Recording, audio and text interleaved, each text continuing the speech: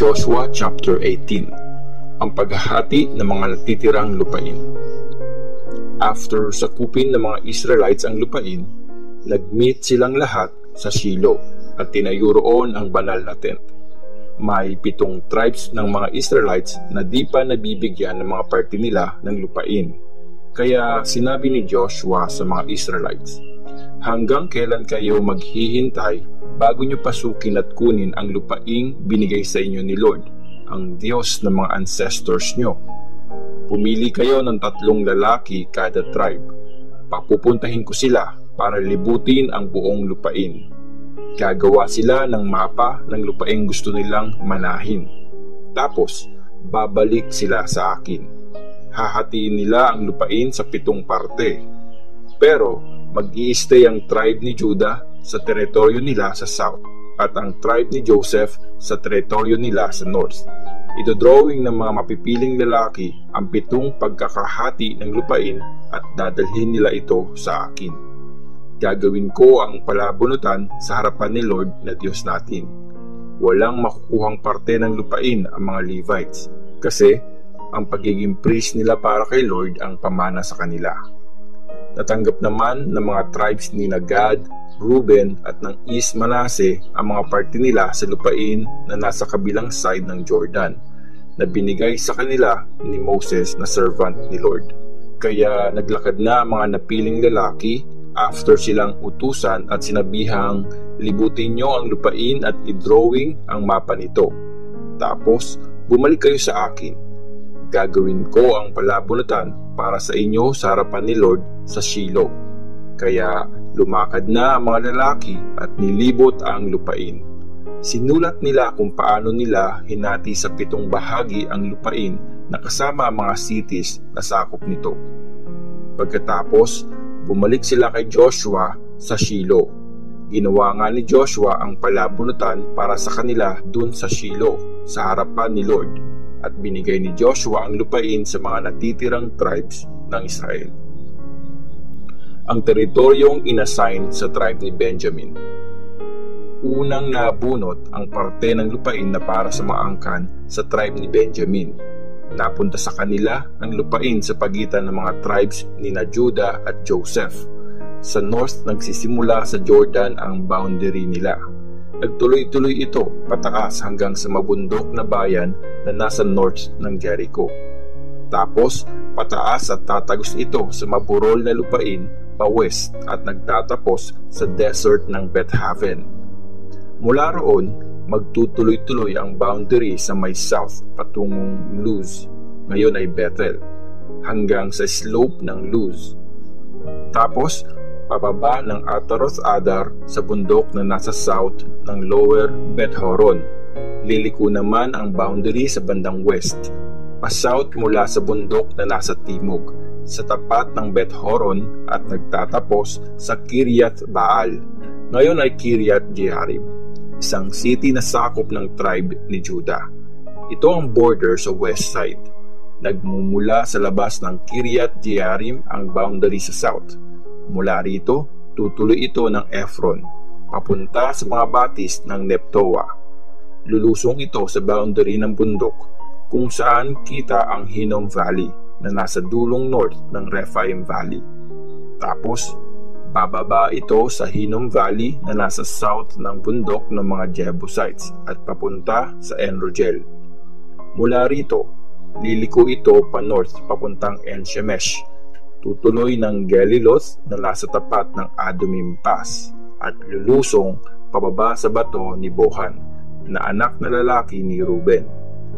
Tuloy-tuloy ito sa north ng slope ng Beth Araba at lusong hanggang sa Jordan Valley. Dadaan ang boundary sa north ng slope ng Beth Hogla at nagtatapos sa north ng Dead Sea na nasa may dulong south ng Jordan. Ito ang boundary sa south.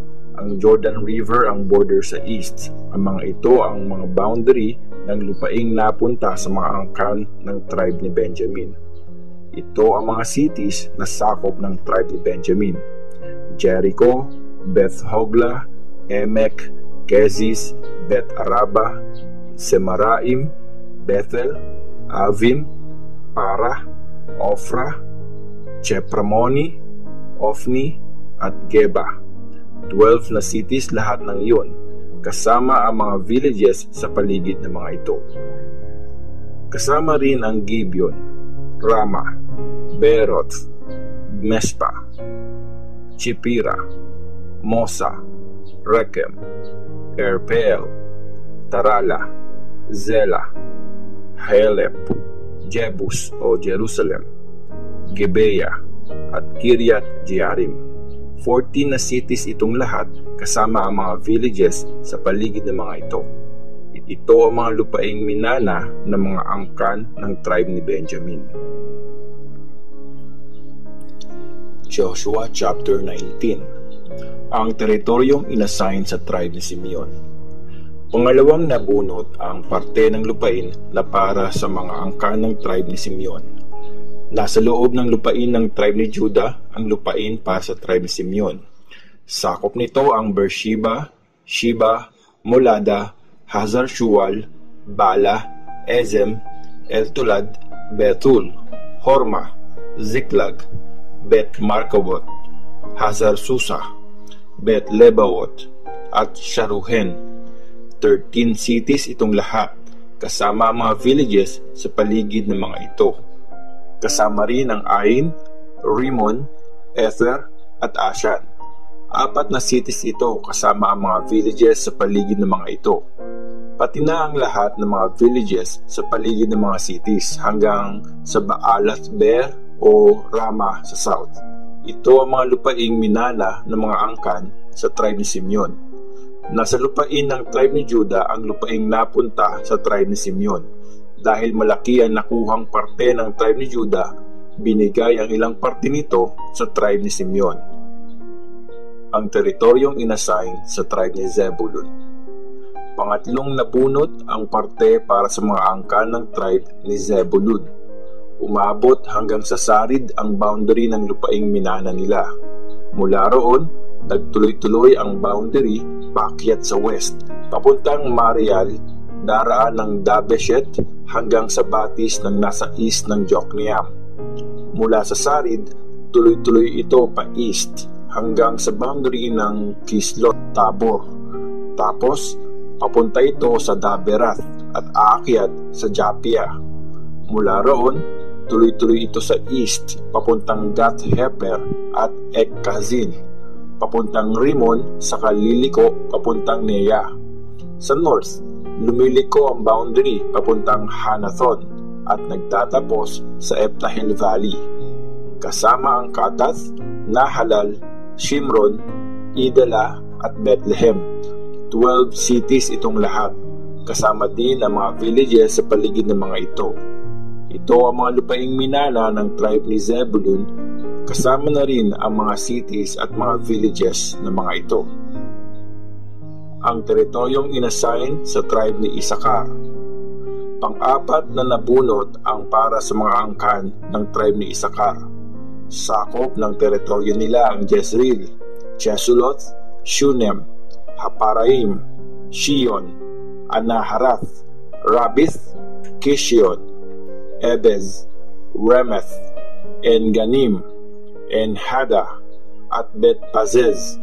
Abot ang boundary nito sa Tabor, Shahazuma at Bet-Shemesh at nagtatapos sa Jordan River. 16 na cities itong lahat, kasama din ang mga villages sa paligid ng mga ito. Ito ang mga lupain para sa mga angkan ng tribe ni Isakar, kasama na rin ang mga cities at mga villages ng mga ito. Ang teritoryong inassign sa tribe ni Asher. Pang-5 na bunot ang para sa mga angkan ng tribe ni Asher. Sakop nito ang Helkath, Hali, Beten, Akshap, Alam, Melek, Amad at Mishal. Sa west dumaraan ang boundary nito sa Carmel at Shihor-Libnath. Tapos lumiliko ito pa east papuntang Beth Dagon at dumaraan sa Zebulun at sa Iftahel Valley, papuntang north hanggang sa Beth-Hemek at Neiel. Tapos tutuloy ito sa north hanggang Kabul, Hebron, Rehob, Hamon, Kana at hanggang sa dakilang city ng Sidon.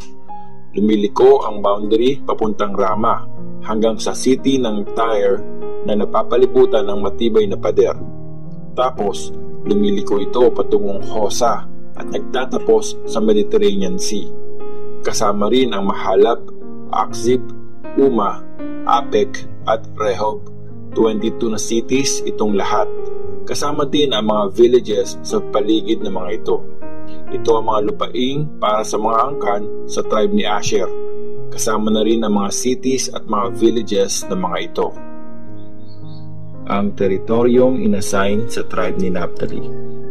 Pang-anim na nabunot ang para sa mga angkan ng tribe ni Naphtali. Mula sa Helep ang boundary nito, papunta sa Oak Tree sa Zaananim, papunta sa Adami-Nekeb at Jamnya, hanggang Lakum at nagtatapos sa Jordan River. Mula roon, lumiliko ang boundary pa west hanggang Aznot Tabor at tuloy-tuloy hanggang Hukok. Dumaraan ito sa Zebulun sa south, sa Asher sa west at sa Judah sa east ng Jordan. Kabilang sa mga cities na napapalibutan ng pader ang Zidim, Zer, Hamath, Rakath, Cheneret, Adama, Rama, Hazor, Kedesh, Edrei, Enhazor, Yeron, Migdalel, Horem, Betanath at Bet-Shemesh. 19 na cities itong lahat. Kasama rin ang mga villages sa paligid ng mga ito. Ito ang mga lupaing minana ng mga angka ng tribe ni Naphtali. Kasama na rin ang mga cities at mga villages ng mga ito. Ang teritoryong inassign sa tribe ni Dan. Pang-7 na bunot ang para sa mga angka ng tribe ni Dan. Sakop nito ang Zorah, Eshtaol, Irshemesh, Shaalbim, Aijalon, Itla, Elon, Timna, Ekron, Elteke, Giveton, Baalat, Jehud, Beneberak, Gatrimon, Mejarkon at Rakon. Kasama din ang lupain ng katapat ng Jopa. Nang di nila nasakop ang teritoryong para sa kanila, sinalakay ng mga taga-Dan ang Laish. Sinakop nila ito at pinatay ang mga taga roon. Tapos, doon na sila nanirahan. Tinawag nilang Dan ang Laish, sunod sa pangalan ng ancestor nilang si Dan. Ito ang lupaing para sa mga angkan sa tribe ni Dan. Kasama na rin ang mga cities at mga villages ng mga ito. Ang lupaing binigay kay Joshua. After ma-assign ang mga lupain, binigyan ng mga Israelites ng sariling lupain si Joshua na anak ni Nun. Ayon sa utos ni Lord, binigay nila kay Joshua ang city na hiningi nito, ang Timnath Serah na nasa mabundok na bayan ng Ephraim. Muling tinayo ni Joshua ang city at doon na siya nanirahan. Ito nga ang mga lupaing pinamigay ng priest na si Eleazar, ni Joshua na anak ni Nun at ng mga leaders ng mga angkan sa mga tribes ng Israel. Ginawa ang palabunutan sa Shiloh, sa harapan ni Lord, sa entrance ng banal na tent. Ganito natapos yung hatian sa lupain.